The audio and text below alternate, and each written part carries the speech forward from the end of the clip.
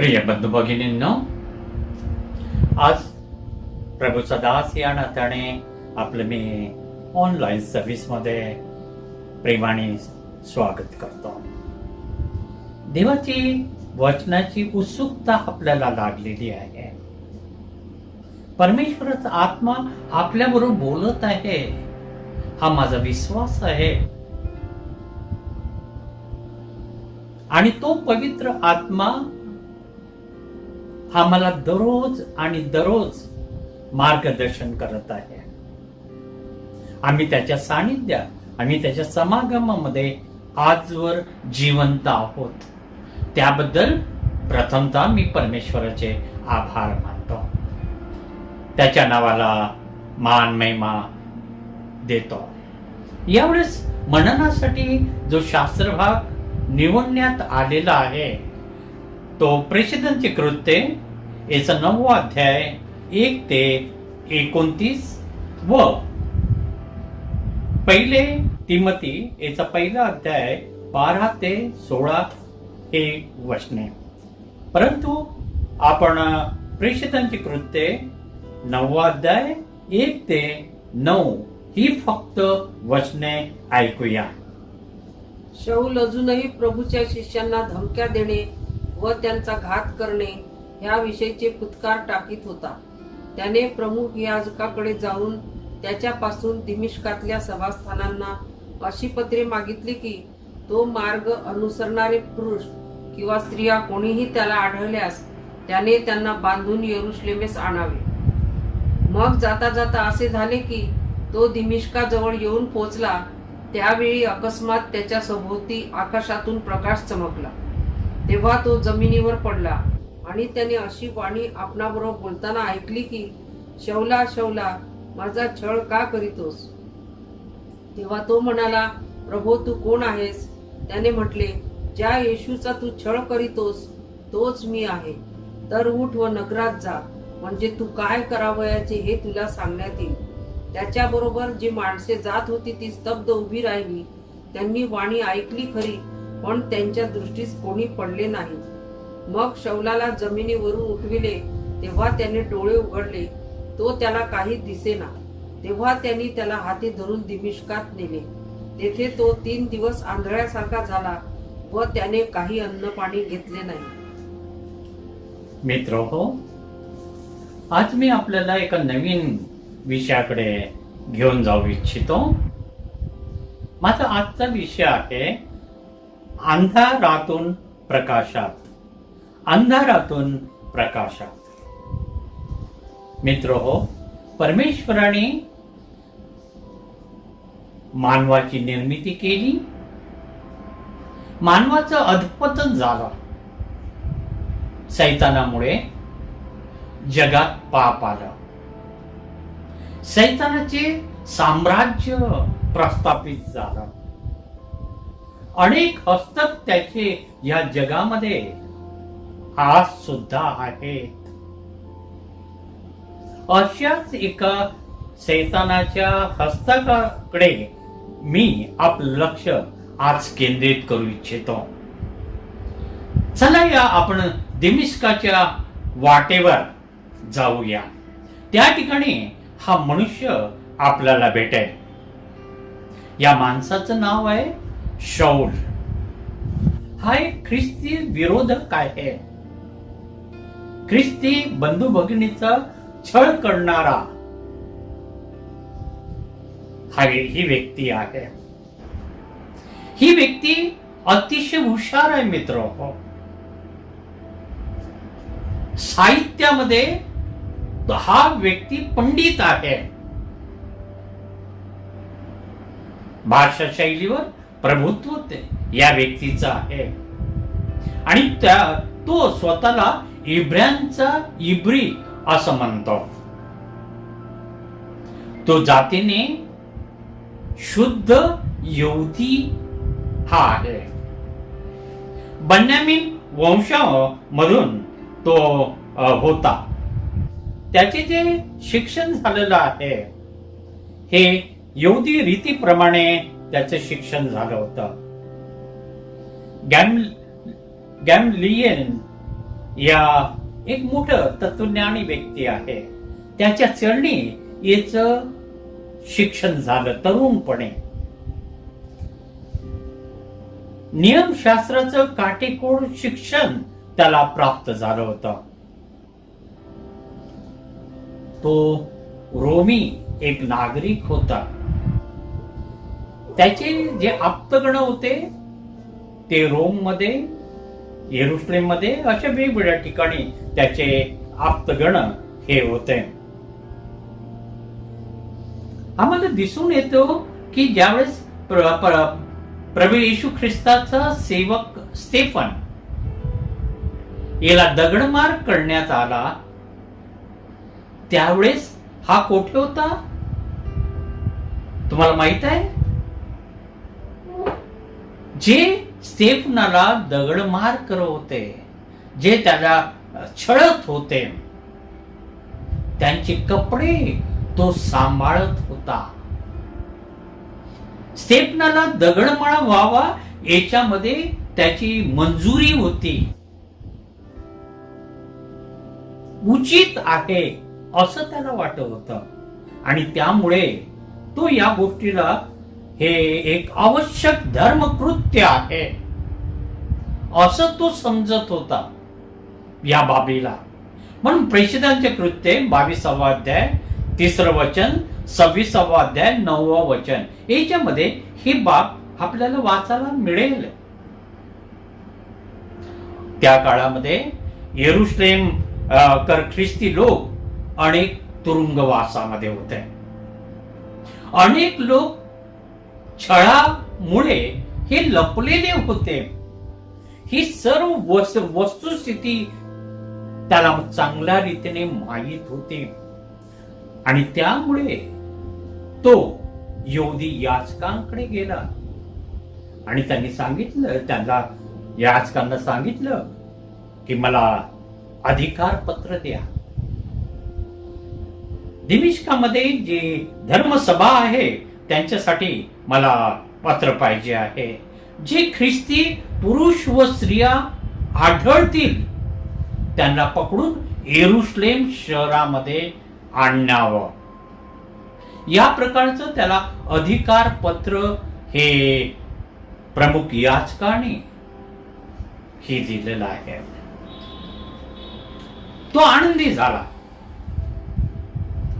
त्याची जी मनोकामना होती ती पूर्ण झाली. मित्रो, तो सह्याद्री सभेचा सभासद सुद्धा असावा. त्यामुळे अधिकारपत्र मिळालं, त्याला विशेष त्रास झाला नाही. सहजगत्या त्याला अधिकार पत्र हे मिळालेलं आहे. हा सैतानाचा एक हस्तक होता. हा ख्रिस्त विरोधक होता. ख्रिस्ताचं जे तत्वज्ञान आहे या तत्वज्ञानाच्या ज्ञानाच्या विरुद्ध याची विचारसरणी होते आणि ख्रिस्ती लोकांचा तो शत्रू होता. म्हणूनच पहिली बाब ही आम्ही पाहत आहोत, ख्रिस्ताशी शत्रुत्व. ख्रिस्ती व्यक्ती बरोबर शत्रुत्व म्हणजे ख्रिस्ताबरोबर शत्रुत्व. हा ख्रिस्त विरोधक होता. ख्रिस्ती व्यक्तींच्या विरुद्ध होता. त्यांना छळणारा होता. त्यांना त्रास देणारा होता. अशी सैतानाने आपल्या हातामध्ये पकडलेली ही व्यक्ती होती. सैतानाचा आत्मा हा त्याच्या ठाई होता आणि त्यामुळे सैतान ज्याप्रमाणे त्याला मार्गदर्शन करत होता त्याप्रमाणे तो वागत होता. तो मोठ्या आनंदाने दिमिस्काच्या वाटेवर मार्गक्रमण करत आहे. दिमिस्काच्या जवळ आल्यावर तो आणि त्याच्यासोबत साहजिक आहे इतर व्यक्ती सुद्धा होत्या. शिपाईगण असू शकेल किंवा त्याचे इतर कोणी मित्र परिवार असेल. ते हा चाललेला आहे दिमिश्कामध्ये. आणि त्याला माहित होतं दिमिश्कामध्ये ख्रिस्ती लोक मोठ्या प्रमाणात आहे. त्यांच्या मुसक्या बांधून त्यांना येरुशलेम मध्ये आणायचं आहे आणि त्या ठिकाणी त्यांना दगडमार हा करायचा आहे. त्यांना शिक्षा ही करायची आहे, कारण ते चुकीच्या मार्गाने ते जात आहे. आणि त्याच्या अंतःकरणामध्ये जी भावना होती की हे जे मी काही करत आहे हे धर्म, हे आवश्यक धर्मकृत्य आहे, या बाबीला तो धार्मिक वलय तो देत आहे.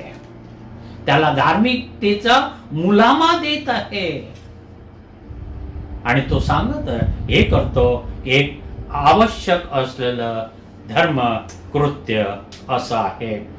प्रेषितांचे कृत्य 22 अध्याय आणि 13 वचन, 3 वचन आणि 26 अध्याय आणि 9 वचन, यामध्ये ही बाब विदित करण्यात आलेली आहे. दिमिश्काच्या वाटेवर हा आलेला आहे आणि अकस्मात पवित्र शास्त्रामध्ये असं सांगण्यात आलेलं आहे. आपण वाचूया 4 ते 6, 4 ते काही वचन वाचू. तेव्हा तो जमिनीवर पडला आणि त्याने अशी वाणी आपल्यावर बोलताना ऐकली की शौला शौला माझा छळ का करतोस. अकस्मात तो दिमिश्काकडे जात असताना अकस्मात अचानक रीतीने आकाशातून मोठा प्रकाश हा प्रकाशमान झाला.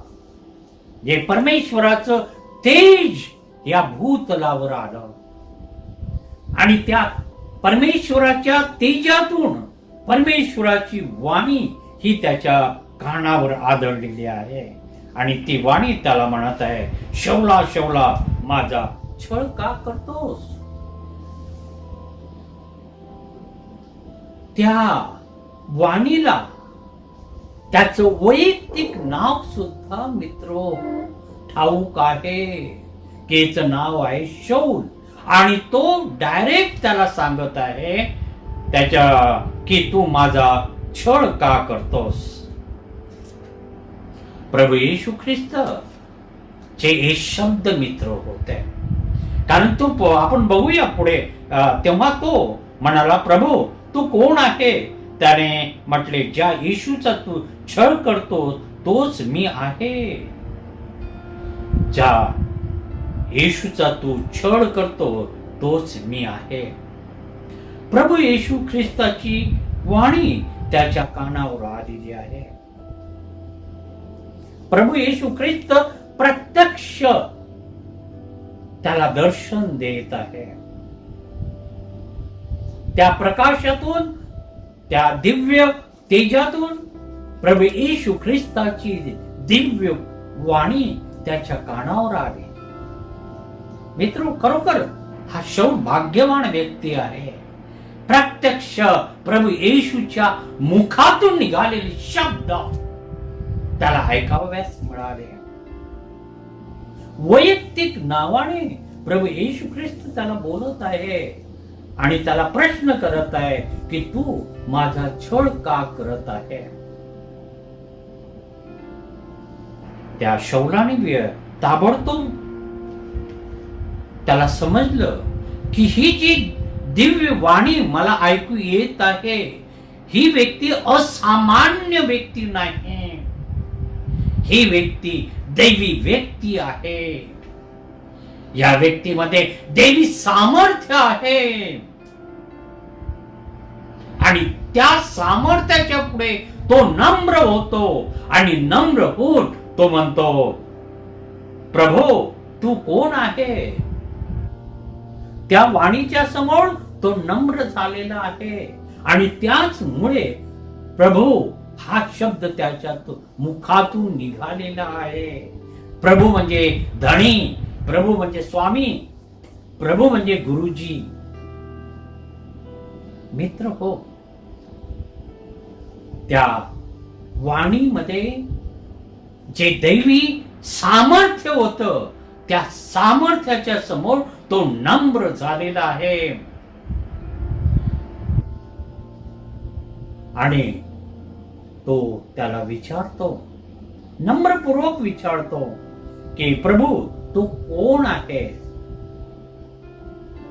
त्याला माहित होतं की हा परमेश्वर आहे, पण कोणता परमेश्वर, कोण, त्याचं नाव गाव हे त्याला ऐकायला पाहिजे होतं. आणि त्या वाणीने हे सांगितलं, ज्या येशूचा तू छळ करतो तोच मी आहे. प्रभू येशू ख्रिस्ताचा हा छळ करत होता का शाऊल? ख्रिस्ती विश्वासणाऱ्यांचा तो छळ करत होता. त्यांनी येशूचा प्रत्यक्ष छळ केलेला नाही, परंतु जे विश्वासणारे जे लोक होते त्यांच्यामध्ये, त्यांच्या अंतःकरणामध्ये प्रभू येशू ख्रिस्ताचं वास्तव्य होतं. ज्या शरीरामध्ये, ज्या अंतःकरणामध्ये, ज्या हृदयामध्ये प्रभू येशू ख्रिस्ताचं वास्तव्य आहे, त्या व्यक्तीचा हा शाऊल छळ करत होता. म्हणजेच प्रत्यक्ष अप्रत्यक्ष तो येशूचा छळ करत होता. आणि येशू ख्रिस्त त्याला स्पष्ट रीतीने ही बाब सांगत आहे. म्हणजे ज्या येशूचा तू छळ करत आहे तोच मी आहे. म्हणजे मी कोण आहे? प्रभू येशू ख्रिस्त आहे.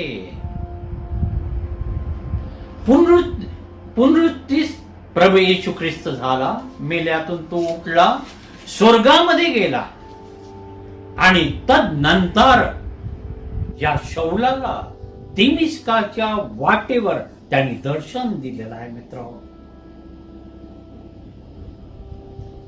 जे त्याचे प्रेषित गण होते त्यांना तर त्यांनी दर्शन दिलं, परंतु या शौलाला सुद्धा प्रभू येशू ख्रिस्ताने दर्शन दिलेलं आहे.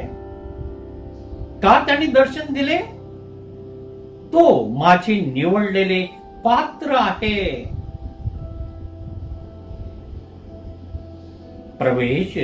प्रभूचे म्हणणं त्याच्याबद्दल हे आहे, तो माझे निवडलेलं पात्र आहे. आजपर्यंत तो ख्रिस्त विरोधक होता, विश्वासणाऱ्यांना छळणारा होता, पण प्रभू येशू ख्रिस्त ने त्याला दर्शन दिलं. त्याला प्रभू येशूचं प्रगटीकरण हे प्रगट झालं आणि त्याचा नवीन जन्म झाला. प्रभू येशू ख्रिस्ताने त्याला दर्शन का दिलं? कारण त्याच्याकडून त्याला आपलं अद्वितीय कार्य करून घ्यायचं होतं. त्या शौलाच्या संदर्भात प्रभू येशू ख्रिस्ताची दिव्य योजना होती आणि त्याचमुळे तो म्हणतो 15व्या वचनामध्ये, तो माझे निवडलेले पात्र आहे. प्रत्यक्ष प्रभू येशूच्या मुखातून निघालेले हे शब्द आहे. आणि जर आम्ही पुढे पाहतो तर हा शौलाचा पाऊल झालेला आहे. शौलाचा तो पाऊल झाला, अंधारातून तो प्रकाशात आला. ख्रिस्ताच्या बरोबर त्याचं जे ख्रिस्ताच्या बरोबर जे शत्रुत्व होतं त्याचा त्याने त्याग केला.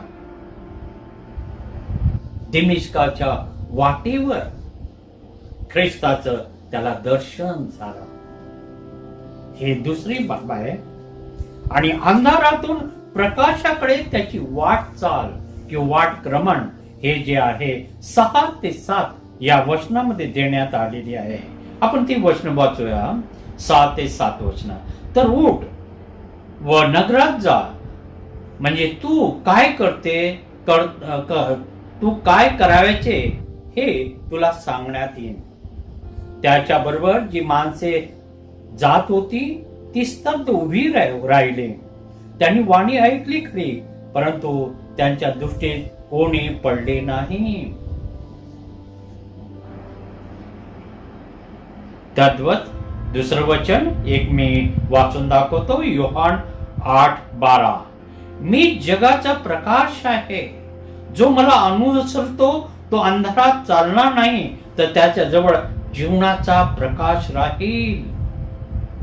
प्रभू येशू ख्रिस्त स्पष्ट रीतीने सांगत आहे, मी जगाचा प्रकाश आहे. जो मला अनुसरतो तो अंधारात चालणार नाही, तर त्याच्या जवळ जीवनाचा प्रकाश असेल. आणि हा जीवनाचा प्रकाश प्रभू येशू ख्रिस्ताने त्या शौलाला दिला. त्याचं जीवन हे परिवर्तित झालं.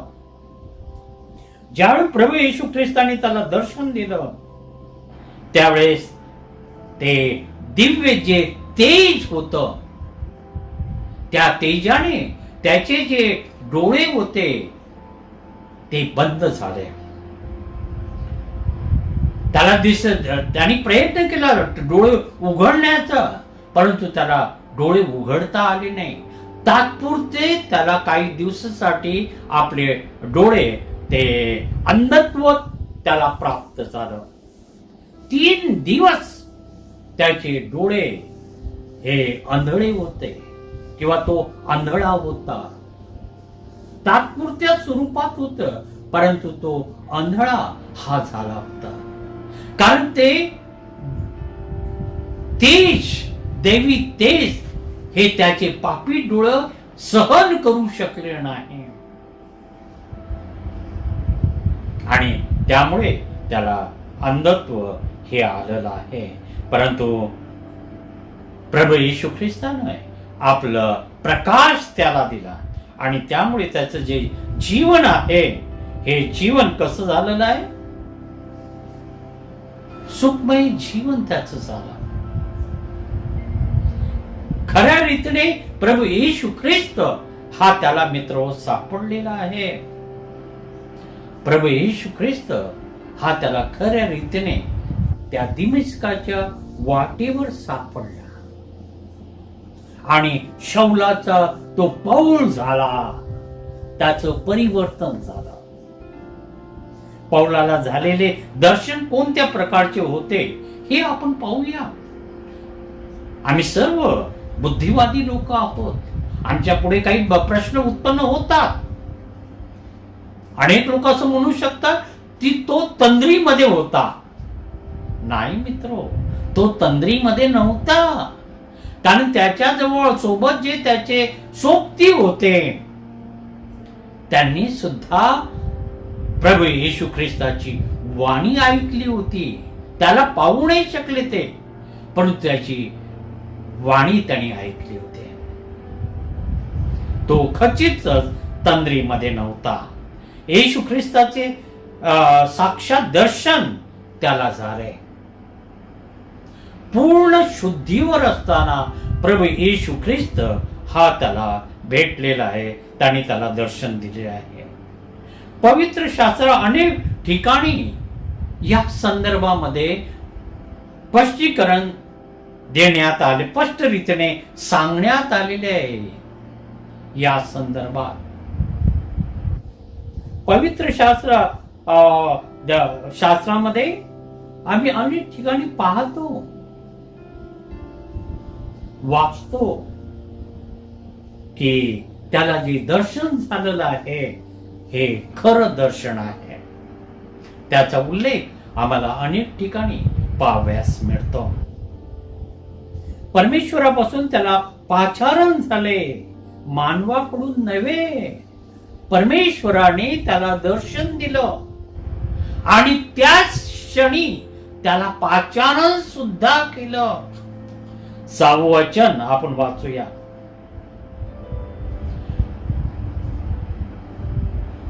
तर उठ व नगरात जा, म्हणजे तू काय करावे ते तुला सांगण्यात येईल. त्याला उठायला सांगितलं. तो जमिनीवर पडला होता भीतीमुळे.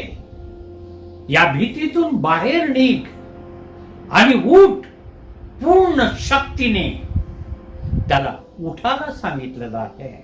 आणि नगरात जा, दिमिस्कामध्ये जा, म्हणजे तू काय करायचे हे मी तुला सांगेल. त्या ठिकाणी गेल्यानंतर येशू ख्रिस्ताने त्याला हे का सांगितलं? कारण त्याचा पूर्ण विश्वास बसला होता की हा जो शौल आहे हा ख्रिस्तमय झालेला आहे. ख्रिस्ताला त्या पूर्ण रीतीने हे प्रगट झालं होतं की त्याने माझा स्वीकार केलेला आहे. आणि त्यामुळे तो त्याला सांगतो उठ आणि जा. त्याला काहीतरी मेसेज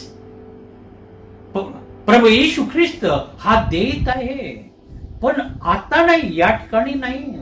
त्याला सांगण्यात येत नगरात जा आणि त्या ठिकाणी गेल्यानंतर मी तुला सांगेल. प्रभू येशू ख्रिस्ताने त्याला पाचारण केलं आपल्या सेवेसाठी, आपला संदेश विदित करण्यासाठी. आणि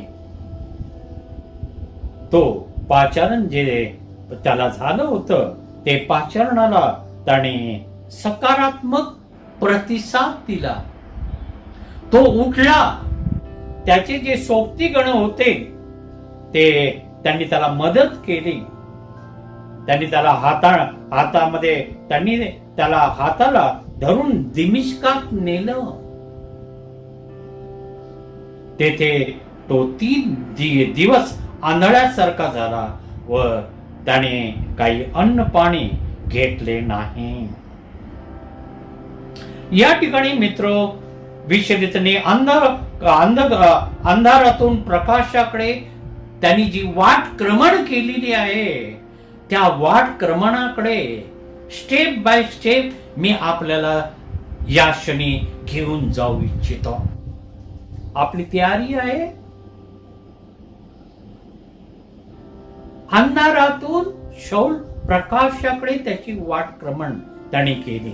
कोणत्या रीतीने केलेली आहे हे बाब अतिशय महत्वाची आहे. पहिली बाब, त्याने पश्चाताप केला. 9 वचनामध्ये त्याने काही अन्न पाणी घेतले नाही. 3 दिवस त्याने अन्न पाणी काही घेतले नाही. त्याला आपल्या पापाबद्दल खऱ्या रीतीने पश्चाताप झाला होता आणि त्यामुळे 3 दिवस त्याने अन्न पाणी मित्र घेतलं नाही.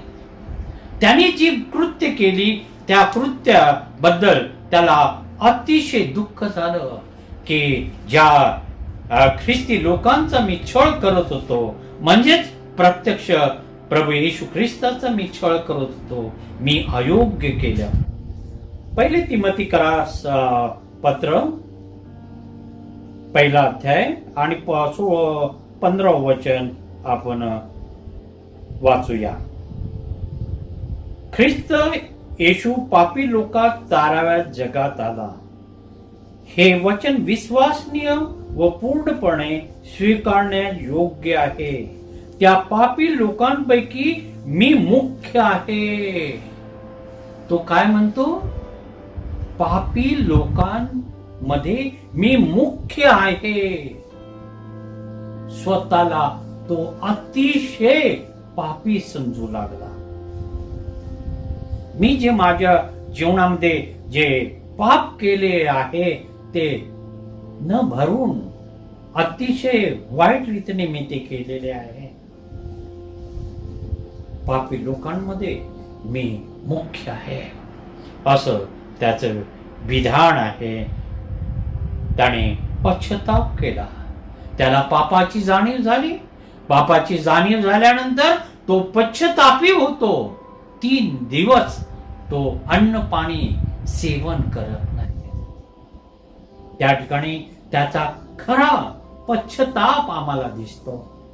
आम्हाला जर अंधारातून प्रकाशाकडे जायचं असेल किंवा प्रकाशात आम्हाला जायचं असेल तर पहिली ही पायरी आहे. पापाबद्दलची आम्हाला जाणीव व्हायला पाहिजे खऱ्या रीतीने आणि त्याबद्दल खऱ्या रीतीने आम्ही पश्चाताप करायला पाहिजे. आम्ही सर्वजण पापी आहोत. आम्ही अयोग्य गोष्टी दररोज आणि दररोज करतो आणि त्याबद्दल आम्हाला पश्चाताप करायला पाहिजे. कारण काळाची ती गरज आज आहे. कारण करोनाचं साम्राज्य हे सर्व जगामध्ये पसरलेलं आहे. हजारो लाखो लोक हे मरत आहे. युद्धाचं ढग हे जमा होत आहे मोठ्या गतीने. कधी काय होईल काय नाही काही सांगता येत नाही.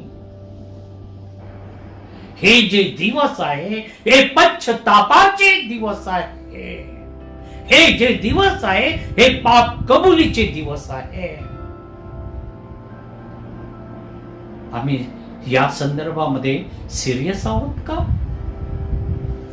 आम्हाला जर अंधारातून प्रकाशामध्ये जर जायचं असेल तर आम्हाला शौलासारखं पापाबद्दल आम्हाला पश्चाताप हा करावा लागेल. दुसरी पायरी प्रार्थना 11 वचन.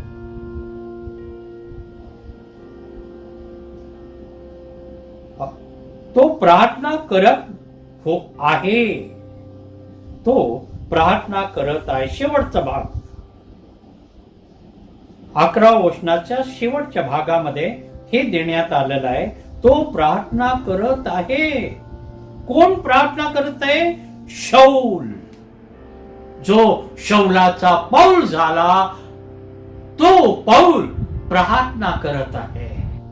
मित्र, तो का प्रार्थना करत आहे? कारण त्याचं परिवर्तन झालेलं आहे. ख्रिस्ताचा स्वीकार त्याने केलेला आहे. तो ख्रिस्तमय झालेला आहे. प्रभू येशू ख्रिस्त हा त्याचा प्रभू झालेला आहे आणि त्यामुळे तो आपल्या प्रभूची, आपल्या गुरुची, आपल्या स्वामीची, आपल्या धन्याची तो प्रार्थना करत आहे. पौल हा प्रार्थनामय जीवन जगणारा व्यक्तिमत्व आहे. ही पायरी जी आहे ती अतिशय महत्वाची आहे. आम्हाला परमेश्वराच्या सानिध्य समागमामध्ये आम्ही राहत असताना त्याचं देवी मार्गदर्शन आम्हाला पाहिजे असते. देवी सामर्थ्य आम्हाला पाहिजे असते दररोज आणि दररोज. आणि त्यासाठी प्रार्थना करणं अत्यावश्यक आहे. अखंड आम्ही प्रार्थना करायला पाहिजे.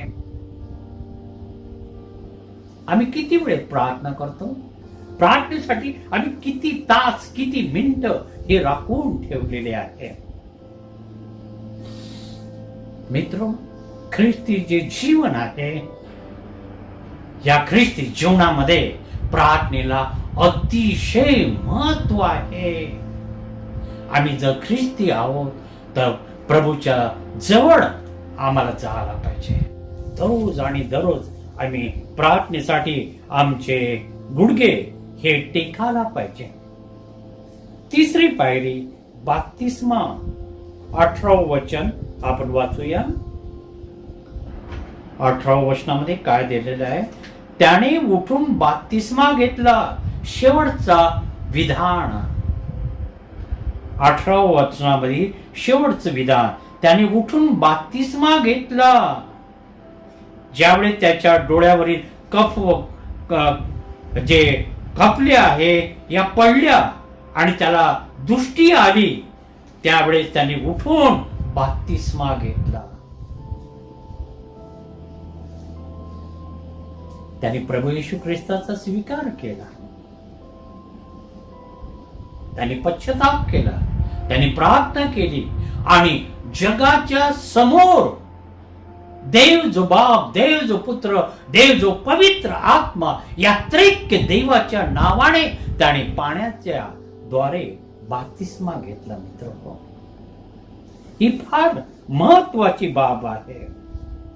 जी व्यक्ती अंधारामध्ये आहे, अंधाराचं मधील जे शैतानाचं साम्राज्य आहे ते तोडून तो प्रकाशात येऊ इच्छित असेल तर त्याला प्रभूच्या नावामध्ये बप्तिस्मा घेणं हे अत्यावश्यक आहे. तरच आम्हाला नवीन जीवन हे प्राप्त होऊ शकते. नवीन जीवनाच्या आम्ही वाटेकरी आम्ही बनू शकतो. चौथी बाब, पौलाने केलेले ख्रिस्ताची घोषणा. 20व्या वचनामध्ये आपण वाचूया. त्यांनी लागले सभास्थानामध्ये येशूविषयी घोषणा केली, तो देवाचा पुत्र आहे. त्याने बप्तिस्मा घेतला. बप्तिस्मा घेतल्यानंतर तो सभास्थानामध्ये गेला, देवाच्या मंदिरात गेला आणि त्या ठिकाणी त्याने घोषणा केली, तो देवाचा पुत्र आहे. कोण? प्रभू येशू ख्रिस्त हा देवाचा पुत्र आहे. ही गोड सुवार्ता त्याने विदित केली. ही गोड बातमी त्याने दिमिश्क शहरामधील अनेक लोकांना विदित केली. मित्र, की तो देवाचा पुत्र आहे. त्याने घोषणा केली. आपल्या पुरतेच मर्यादित ही बाब त्याने ठेवलेली नाही. त्याने जगाला ओरडून सांगितलं की प्रभू येशू ख्रिस्त हा देवाचा पुत्र आहे. अंधारातून प्रकाशात आल्यावर तो ख्रिस्तमय झाला आणि ज्यावेळेस तो ख्रिस्तमय होतो त्यावेळेस मित्र हो, त्याला अत्यानंद होतो की मी आज प्रभूचा मुलगा झालेला आहे. प्रभू मध्ये मी आज आहे आणि प्रभू येशू ख्रिस्त हा माझा मालक आहे. चला या 2 कोरिंथीय पत्र याचा 11वा अध्याय 24 ते 27 ही वचने आपण वाचूया. 5 वेळा मी यहुद्यांच्या हातून 39 फटके खाल्ले. 3 वेळा छड्यांचा मार खाल्ला. एकदा मला दगडमार झाला. 3 वेळा माझे गलबत फुटले व 1 दिवस व 1 रात्र मी समुद्रात घालविली. मी कितीतरी प्रवास केला.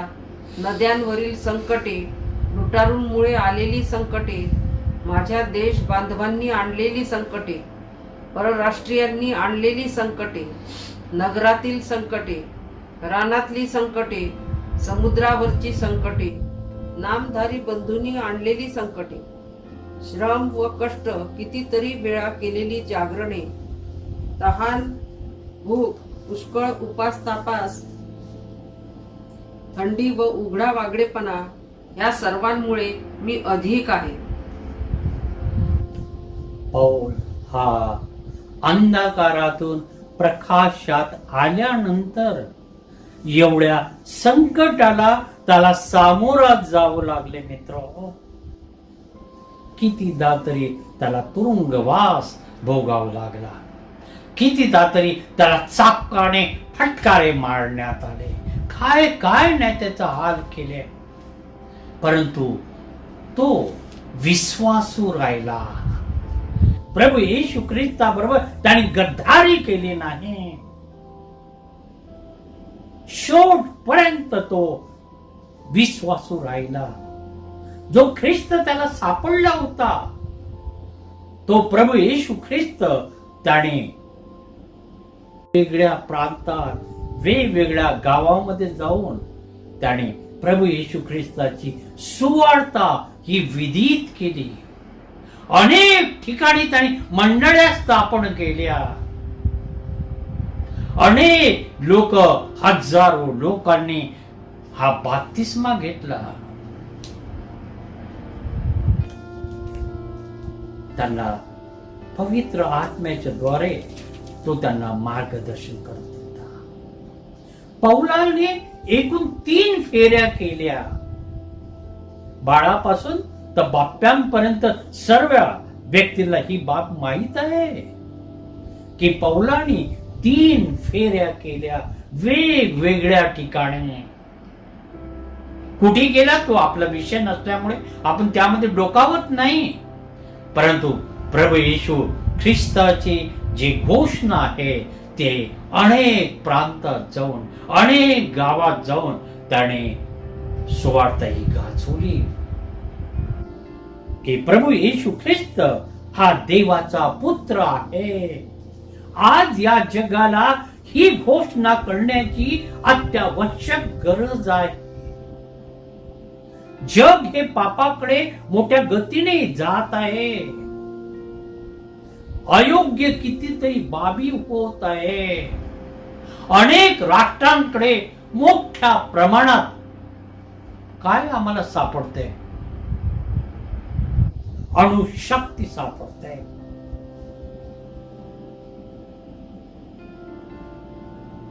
स्वतःच संरक्षणासाठी त्यांनी ते आपल्या जवळ ठेवलेलं आहे.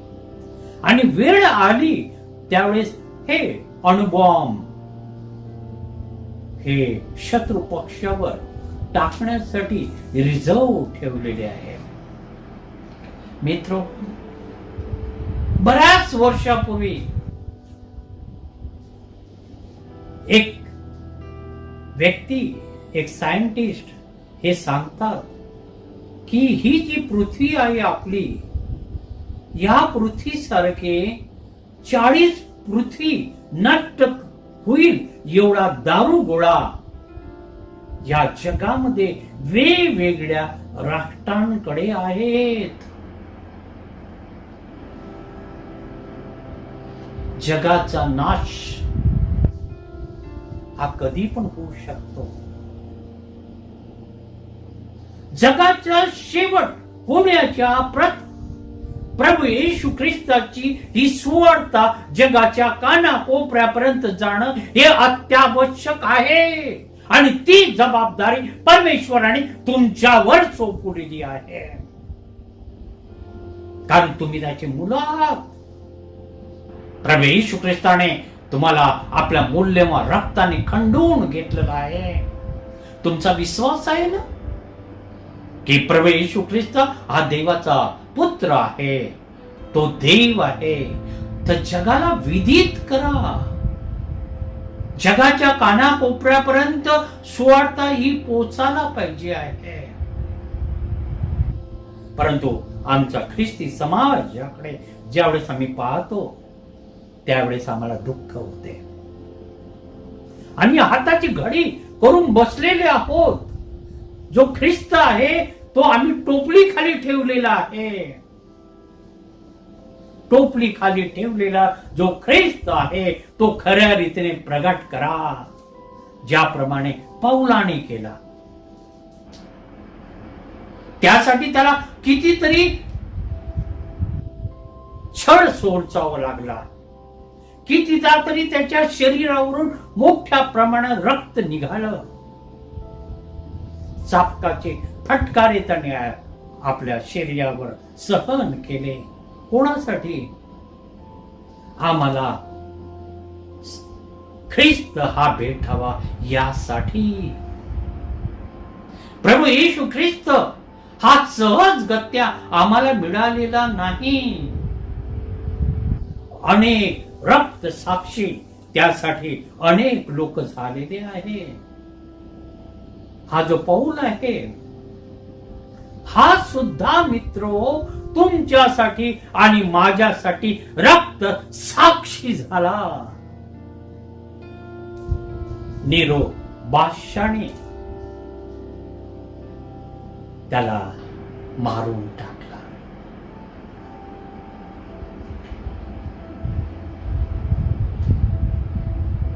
त्याच तो आमच्यासाठी रक्त साक्षी झाला. यासाठी की आम्हाला समजावं की मी जी साक्ष दिलेली आहे त्या साक्षीमध्ये सत्यता आहे. प्रभू येशू ख्रिस्त जो मला सापडलेला आहे, ज्याचा मी स्वीकार केलेला आहे, तो देवाचा पुत्र आहे. त्यासाठी त्याने आत्मबलिदान केलं. आम्ही काय करतो? आत्मबलिदान करण्याची आमची तयारी आहे का? जर आमचा नवीन जन्म खऱ्या रीतीने जर झाला असेल तर निश्चित रीतीने आम्ही त्यासाठी तयार आहोत. परंतु आमचा जर नवीन जन्म हा झालेला नसेल, आमचं परिवर्तन झालं नसेल, आम्हाला ख्रिस्त सापडला नसेल, तर आम्ही आमचं बलिदान देऊ नाही शकत. योहान 3:7 मध्ये सांगण्यात आलेलं आहे, तुम्हाला नव्याने जन्मले पाहिजे, तुम्हाला नव्याने जन्माव्यास पाहिजे. आमच्यामध्ये असे अनेक लोक आहेत की त्यांचं नवीन जन्म झालेला नाही.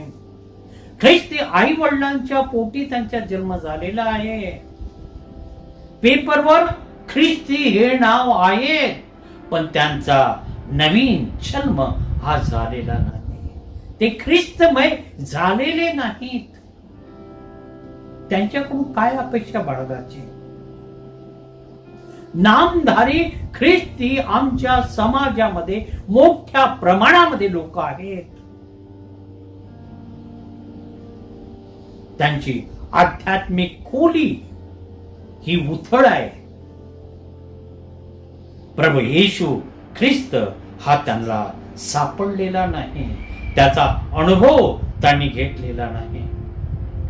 आपल्या जीवनामध्ये नवीन जन्माचा आपल्याला अनुभव आला मित्र हो. तो नवीन जन्माचा अनुभव आपल्याला हवा आहे का?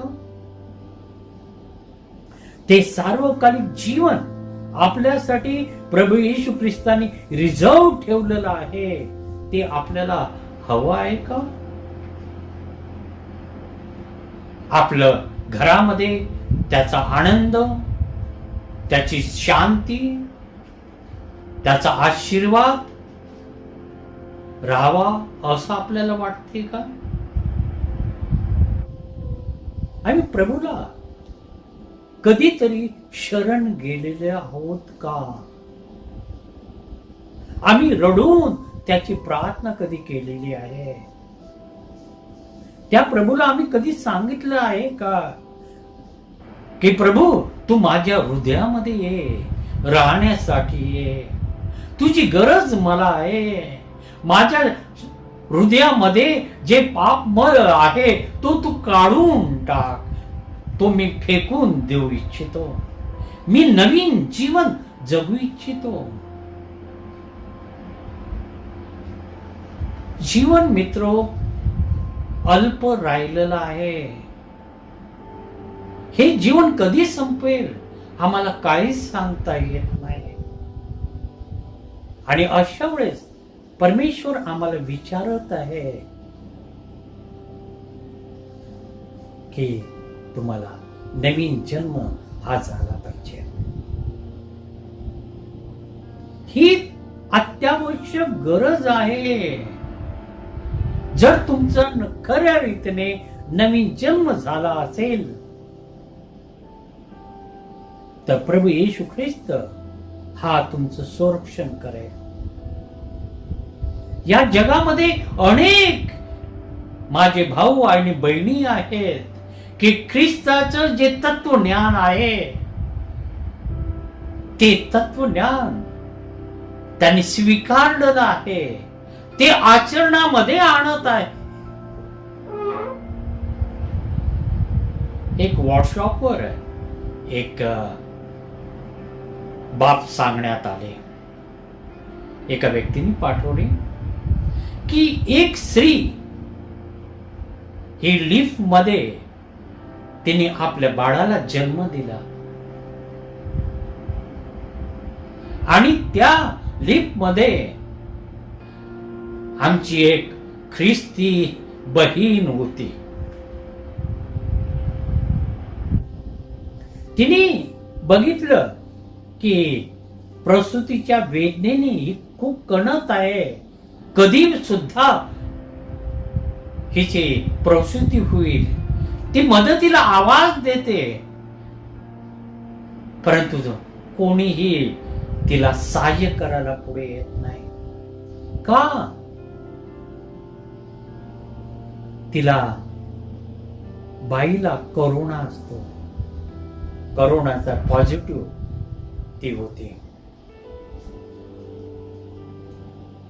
त्या सिस्टरनी कोणत्याही प्रकारचा मागचा पुढचा विचार न करता त्या बाईचं जे बाळ आहे ते आपल्या हातामध्ये घेतलं. तिची प्रसूती त्या लिफ्ट मध्ये झाली.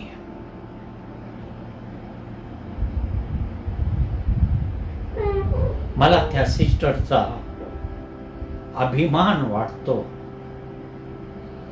आमच्या समाजामध्ये या प्रकारच्या स्त्रिया आहेत. तिने आपला विचार केला नाही की मला करोना होईल म्हणून. तिने फक्त हा विचार केला की या स्त्रीला माझी गरज आहे. तिच्या समोर जो चांगला शंभरुणी हा आला असेल आणि तिने विचार केला असेल की ज्याप्रमाणे शंभरुणीने त्या जखमीने माखलेल्या वाटसरूला मदत केली, त्याच्या जखमा धुतल्या, त्याला मदत केली. ख्रिस्ताचं हे जे तत्वज्ञान आहे हे आहे की आम्ही एक दुसऱ्यावर प्रेम करावं. तिने त्या स्त्रीवर प्रेम केला. ख्रिस्ताचं जे शिकवण आहे, जे तत्वज्ञान आहे ते तिने आचरणामध्ये आणलं. धन्य तिचे आई वडील, तिच्यावर चांगले संस्कार आई वडिलांनी मित्र बिंबवले आणि तिने आपल्या कृतीतून ख्रिस्ताचे तत्वज्ञान या जगाला विदित केलं.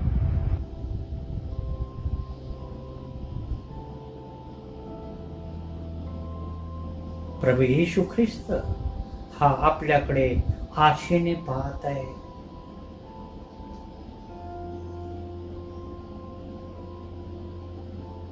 आपल्याकडून त्याची काहीतरी इच्छा आहे. ती इच्छा आपण ओळखण्याचा कधीतरी प्रयत्न केला का? नाही. आम्ही स्वतःला या जगिक वातावरणामध्ये झोकून दिलेला आहे. आम्हाला पैसा पाहिजे आहे, आम्हाला बँक बॅलन्स पाहिजे आहे. देवाच्या कार्यासाठी आम्ही आमचे हात लांब केलेले नाही.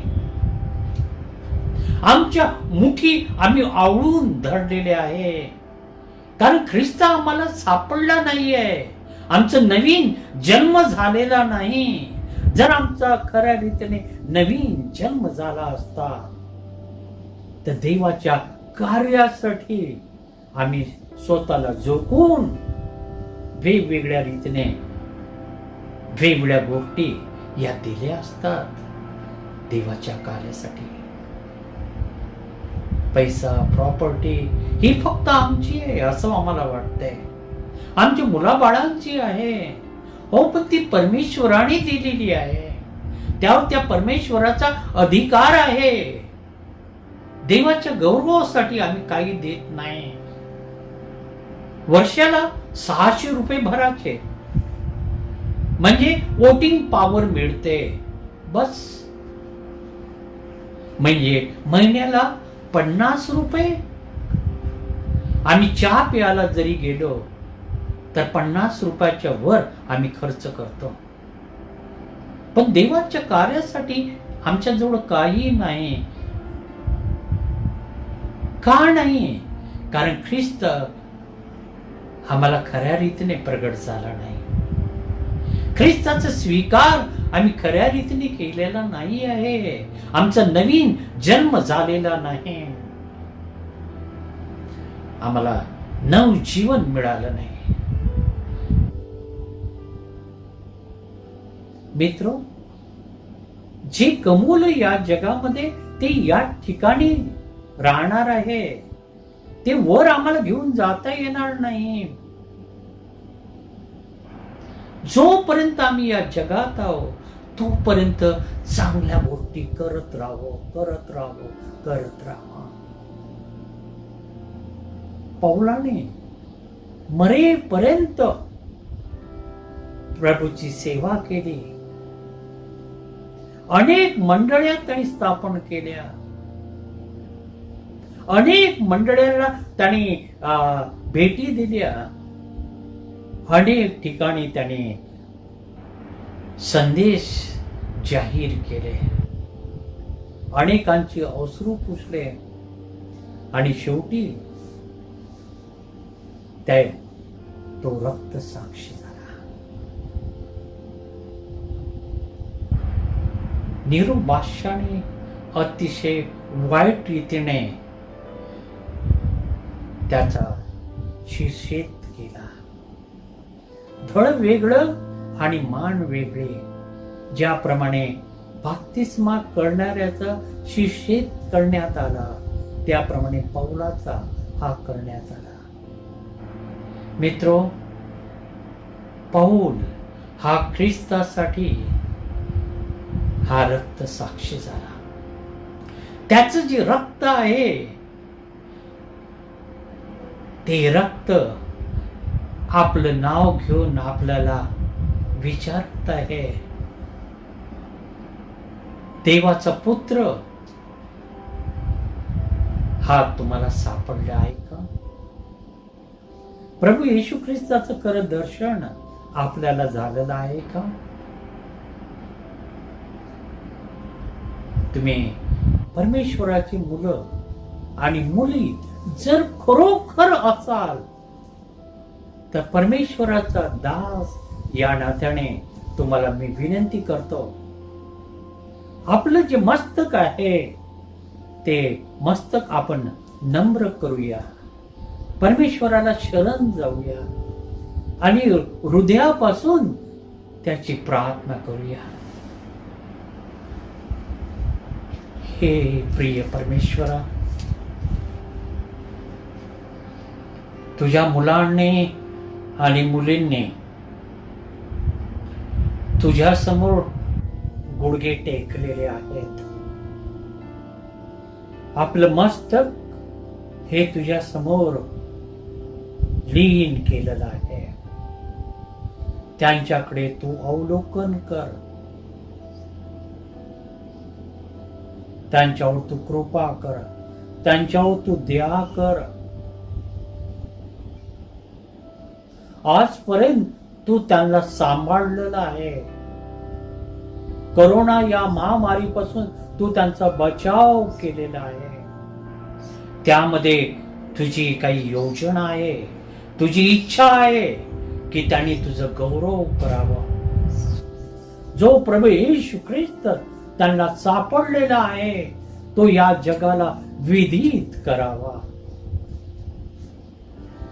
प्रिय परमेश्वरा, त्यांच्या अंतःकरणाबरोबर तू बोल, त्यांना पवित्र आत्म्याच्या द्वारे तू हालो. त्यांनी जे आजपर्यंत जे पाप केलेले आहेत त्यांची क्षमा तू त्यांना कर. त्यांना तू नवीन जन्म दे.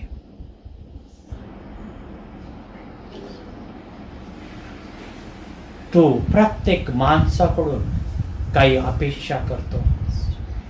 तुझ्या गोड अशी योजना त्यांच्याबद्दल आहे असं तुझं वचन आम्हाला विदित करतंय. हो प्रिय परमेश्वरा, आमच्या भावांसाठी आमच्या बहिणींसाठी तुझी काय गोड योजना आहे ती त्यांना समजू दे. त्यांना तू प्रगट तू कर. तुझ्या समोर लीन आणि नम्र होण्यासाठी तू त्यांना शक्ती दे. त्यांना सामर्थ्य दे. त्यांच्या पापाची क्षमा तू त्यांना कर. सर्व शैतानच्या हल्ल्यापासून दुरात्म्यापासून तू त्यांचा बचाव कर. तुझा दास या नात्याने तुझ्या पांढऱ्या सिंहासनासमोर नम्रपूर्वक येऊन तुला मी प्रार्थना करतो. माझ्या प्रार्थनेचा तू स्वीकार केलेला आहे हा विश्वास मी बाळगतो आणि या माझ्या प्रिय मुलांना आणि मुलींना मी तुझ्या हवाली करतो. त्यांच्यावर तू कृपा कर, दया कर, त्यांना आशीर्वादित कर प्रभू येशूच्या द्वारे.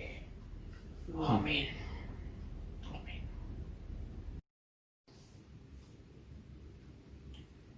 यावेळेस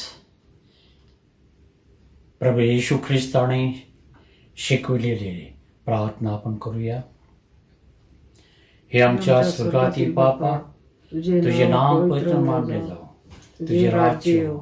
जसे स्वर्गात तसे पृथ्वीवर. तुझ्या इच्छेप्रमाणे हो. आमची रोजची भाकर आज आम्हाला दे. तसे आमच्या गुन्ह्यातून सोड, तसे ऋणास सोड. आम्हास परीक्षा नको, तर वाईटातून सोड. कारण की राज्य, सामर्थ्य आणि गौरव हे सर्व काळ तुझीच आहे. आमीन. परमेश्वरापासून प्राप्त होणारा अनुग्रह आपण घेऊया. सर्व बुद्धी सामर्थ्याच्या पलीकडे असलेली देवाने दिली शांती तुमच्या अंतःकरणे व मने देवाचा आणि त्याचा पुत्र येशू ख्रिस्त याच्या ज्ञानात व प्रीतीत राखो.